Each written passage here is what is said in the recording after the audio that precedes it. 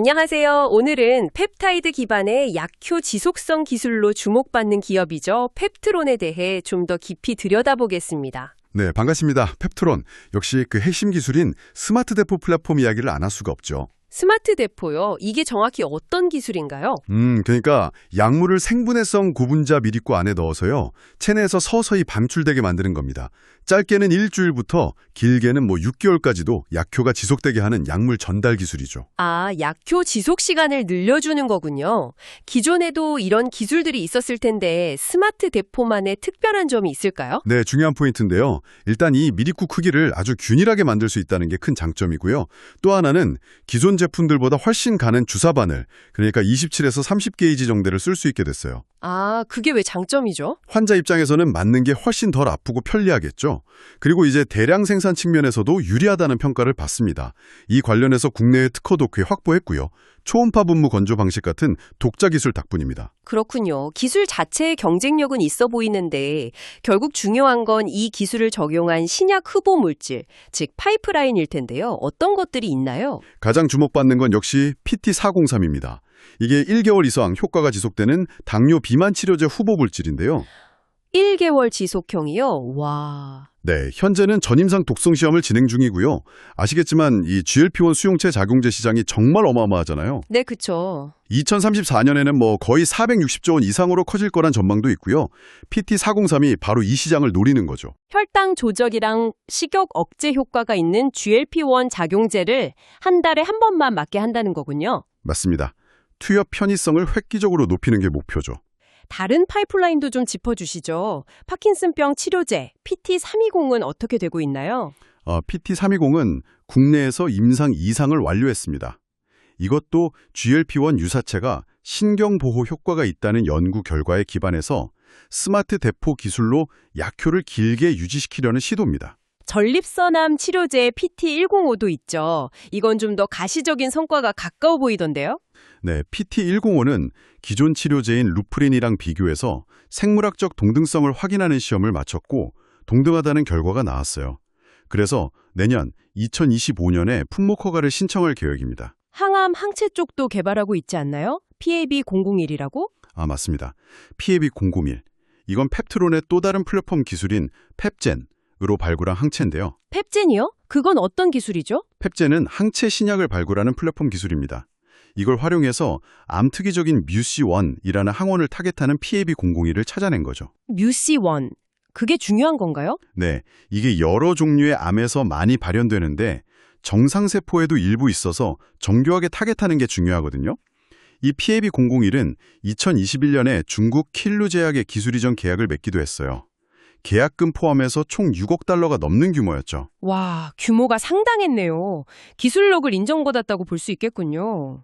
그런데 이렇게 다양한 파이프라인을 개발하려면 자금이 계속 필요할 텐데 여기서 이제 글로벌 빅파마와의 관계가 중요해지는 것 같습니다. 특히 일라이릴리 얘기가 많이 나오더라고요. 그렇죠.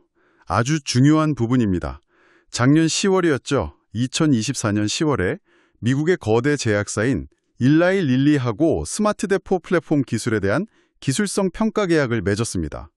이게 시장에서 큰 주목을 받았죠. 일라이 릴리면 그 마운자로랑 젯바운드로 지금 비만 치료제 시장에서 엄청 잘 나가고 있는 회사잖아요. 맞습니다.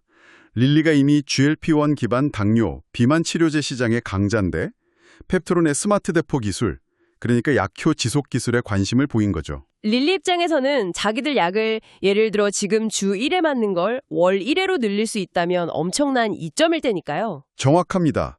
만약 그게 가능하다면 정말 게임 체인저가 될 수 있겠죠.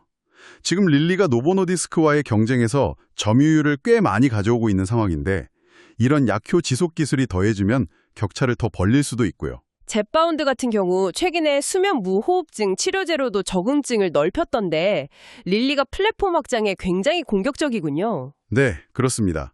그리고 릴리는 또 경구용, 먹는 저분자 GLP-1 치료제 오프그리프론도 개발 중이에요. 아마 2025년 말쯤 FDA 승인 신청을 할 것 같은데 저분자 GLP-1이면 펩타이드인 기존 GLP-1이랑은 다른 건가요? 네, 화학적으로 합성된 작은 분자라서 경구 투여가 가능하다는 장점이 있죠. 펩타이드는 주사제고요. 이렇게 릴리는 다양한 형태의 치료제를 개발하면서 시장 지배력을 강화하려고 하는 거죠. 그런데 릴리가 최근에 다른 약물 전달 기술 회사 캄무루스인가요? 거기랑도 기술 도입 계약을 맺었다는 소식이 있던데요. 이게 펩트론한테는 좀 불안한 소식 아닌가요? 그 부분에 대해서는 펩트론 측에서도 해명을 했었는데요. 카무루스의 기술은 피하 주사용 액상 제형 기술이고 펩트론의 스마트 대포는 밀입구 기반의 근육 주사 기술이라서 적용 방식이나 타겟하는 약물이 다를 수 있다는 입장입니다. 물론 시장에서는 우려의 시선도 있지만요. 그럼 현재 진행 중인 릴리와의 기술성 평가는 어떻게 되고 있나요? 이게 제일 중요할 것 같은데요. 네, 지금 평가가 진행 중인 걸로 알려져 있고요. 원래 계약상으로는 2025년 12월, 그러니까 올해 말까지 평가를 완료하기로 되어 있습니다. 결과가 어떻게 나올지가 초미의 관심사죠. 긍정적인 결과가 나오면 바로 본 기술 이전 계약으로 이어질 가능성이 큰 건가요? 그럴 가능성이 높다고 기대는 하지만 반드시 그렇다고 보장할 수는 없습니다. 평가는 평가고 본 계약은 또 다른 협상 과정을 거쳐야 하니까요. 하긴 요즘 보면 새로운 비만 치료제 개발 포기하는 회사들도 나오던데 이 분야 경쟁이 정말 치열한가 봅니다. 맞아요. 워낙 릴리나 노보노디스크가 강력한 효과를 보이는 약들을 내놓다 보니까 그걸 뛰어넘는 새로운 약을 개발하기가 정말 어려워진 거죠. 임상 성공 기준도 높아졌고요. 자, 그럼 다시 펩트론으로 돌아와서 현재 재무 상황은 좀 어떤가요? 계속 연구 개발을 하려면 자금이 중요할 텐데요. 2025년 1분기 실적을 보면요. 매출은 한 16억 원 정도로 전년 동기보다는 늘었어요. 하지만 영업 손실이 43억 원, 당기순 손실이 33억 원 정도로 여전히 적자 상태입니다. 영업활동 현금 흐름도 마이너스 44억 원 정도고요. 아무래도 연구개발 비용이 계속 들어가고 있으니까요. 적자 폭이 좀 있네요. 그럼 재무 건전성 자체는 괜찮은 건가요? 뭐 부채라든지? 재무 상태를 보면 올해 3월 말 기준으로 부채 비율은 약 11% 정도로 낮은 편입니다. 그건 다행이죠. 그리고 현금성 자산도 한 1,000억 원 이상 보유하고 있어서 단기적인 유동성에는 큰 문제가 없어 보입니다. 현금은 꽤 있군요. 네. 다만 이제 그동안 쌓인 결손금을 좀 처리하기 위해서 최근에 자본준비금 약 1,300억 원을 이익잉여금으로 옮기는 회계 처리를 했어요. 그리고 시장에서 오버행, 그러니까 잠재적인 매도 물량으로 나올 수 있는 주식 관련해서는 아직 행사되지 않은 주식 매수 선택권이 한 2만 주 정도 남아 있습니다. 네, 알겠습니다. 자, 그럼 종합적으로 펩트론의 투자 포인트를 정리해 볼까요? 가장 큰 매력은 역시 스마트 대포 기술 그 자체죠. 1주에서 6개월까지 약효를 지속시키는 혁신적인 플랫폼 기술이고 아까 말씀드린 대로 균일한 밀입 구제조나 얇은 주사바늘 사용 같은 장점들이 있습니다. 기술 자체의 경쟁력과 확장성? 네. 그리고 이 스마트 대포 기술을 적용한 파이프라인들, 특히 PT403 같은 당뇨 비만 치료제의 잠재력이 크다는 점. 마지막으로 역시 일라이릴리와의 기술성 평가 결과에 따른 본계약 체결 가능성. 이게 가장 큰 기대 요인이죠. 반대로 리스크 요인은 어떤 걸 가장 주의 깊게 봐야 할까요? 뭐니 해도 일라이릴리와의 본계약이 불발될 가능성이 가장 큰 리스크겠죠. 아까 카무루스 얘기도 나왔지만 릴리가 다른 대안을 선택하거나 혹은 기술 평가 결과가 기대에 못 미칠 경우 그 파급 효과는 상당히 클 수 있습니다. 만약 평가 결과가 안 좋게 나오면 정말 타격이 크겠네요. 그렇죠. 그리고 PT403 같은 핵심 파이프라인 관련해서 혹시라도 특허 무효 소송 같은 예상치 못한 문제가 발생할 수도 있고요. 또 하나는 계속되는 연구개발 투자로 인해서 흑자 전환 시점이 계속 늦춰질 수 있다는 점도 염두에 둬야 합니다. 네.